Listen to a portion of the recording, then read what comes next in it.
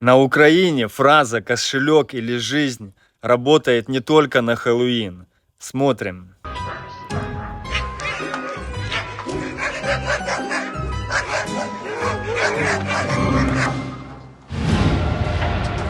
Йопті.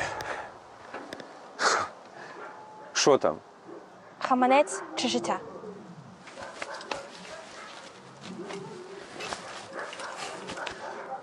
Сорян, я вже все роздав. Хлопці, пакуємо.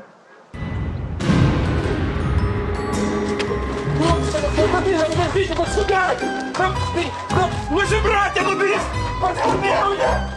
Мне же жена, ну нет!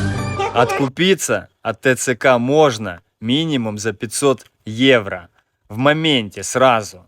Завтра ты уже опять на прицеле, как дичь. Украина каждый день, как праздник.